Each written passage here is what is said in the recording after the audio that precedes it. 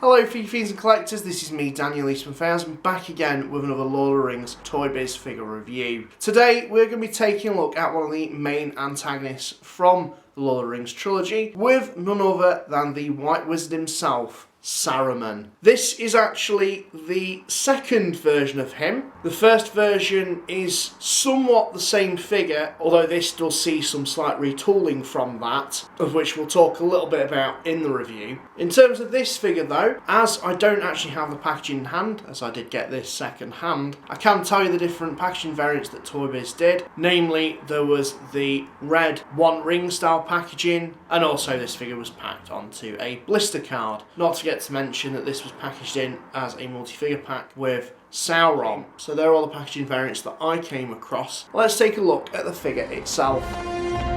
Smoke rises from the mountain of doom. The hour grows late, and Gandalf the Grey rides to Isengard, seeking my counsel. For that is why you have come, is it not, my old friend? Saruman. So here we have the figure itself, and I have to say this one is really cool. A nice addition to the collection for sure. Just touching base on what we mentioned towards the start of this video, and the fact that this is the second release of the character. There has been a lot of reuse used here, namely the body specifically, and likewise the arms as well. They're essentially the same parts as the first release. In terms of the head though, they have slightly resculpted this to have the hair flowing back. On the other version, the hair is actually just standard. It's not in a flowing pose at all. Additionally as well, on the original figure, it actually came with a plinth that you could hold the Palantir on. The Palantir is a solid black piece. It doesn't actually have the Eye of Sauron painted on there. And I do want to say that the cloak is slightly different. It certainly feels a bit more flowy, a bit more airy and breezed, rather than being a bit more contained. So they're the main sort of differences that I noticed, but everything else feels like the same figure, right down to the mechanism as well, which would indicate that. Now, if we just have a look at the head sculpt, I do kind of want to say that the first release is a lot better than this. There isn't a lot of wrinkle definition, or indeed definition to that face. It's still pretty good, don't get me wrong. You know, for the time that this figure was released, pretty decent. I do feel like the first version does have that edge over it a little bit more, just from pictures that I've seen online. The likeness to Christopher Lee is pretty decent. You know, it's certainly there. It's not, you know, as good as today's standards, that's for sure, but for back in the day, this was pretty decent. As for the outfit as well, something I've noticed, the first release certainly has a bit more paint application than this. Just having a look at the underrobes as well, got some very nice sort of clasps for the undershirt, and then the belt as well, and that string attaching it. Just very nice. And just all the patterns on this figure just really do make it stand out, even if it's not really particularly brought out with a wash or additional paint application.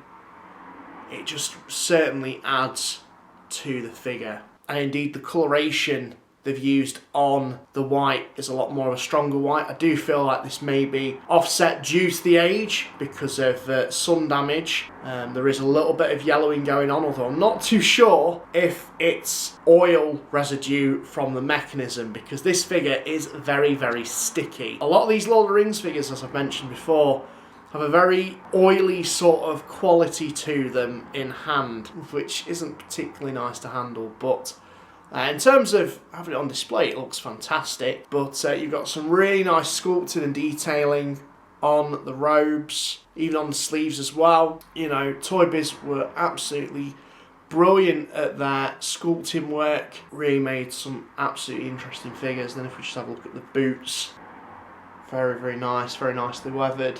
In terms of play features though, because this figure does have play features, as you may have seen, just on the back here, there is a little lever, and when you pull that down, we'll just show that off, it will raise his staff in an attacking action, which is very cool. Not only that, the Palantir can be removed from his hand, and it attaches via this small magnet. There's also a magnet inside this, It just pops on like so. I will just say maybe be a little bit careful with that because of paint rubbing on this thing.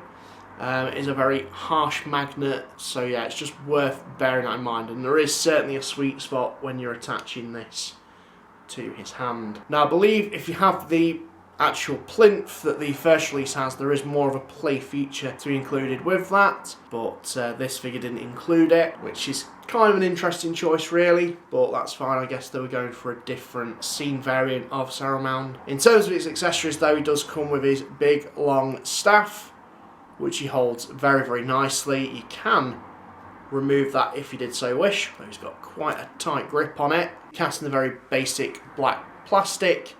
And you've got this nice little white pearl crystal, which looks really, really nice. Does the job, didn't need to be anything too fancy, and Toybiz really focused their efforts on the actual figure itself. Like I did say, it does grip onto that very, very nicely. There's no real risk of him dropping it or it being loose in hand. It's a very tight grip. And then in terms of the plantier, it has been painted with the Eye of Sauron, of which looks absolutely fantastic. We do not know who else may be watching.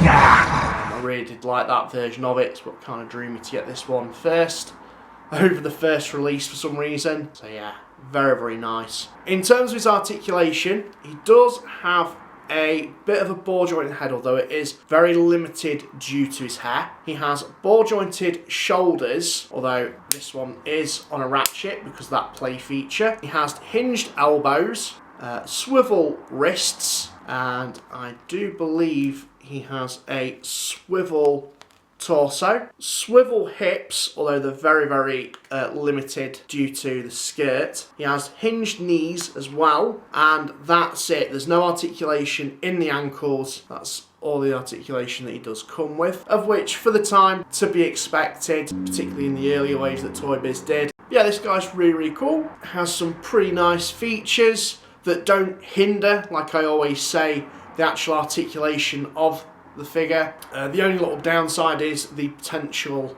sun damage that this figure may get because of the whiteness. But if you are just looking for a Saruman to put on your shelf, this is a good option. The first version's also very good as well. I suppose it does come down to personal preference as to which one you'd maybe choose. For instance, this was the one that I picked, namely because it did come with that plantier with the Eye of Sauron. Thought that was really, really badass. But the plinth is also a very nice inclusion as well with the other version. So again, it's really down to you. That's basically it for my review of Saruman.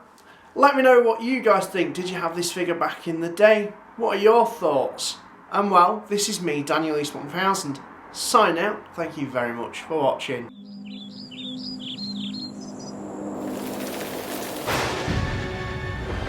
Yeah, cool.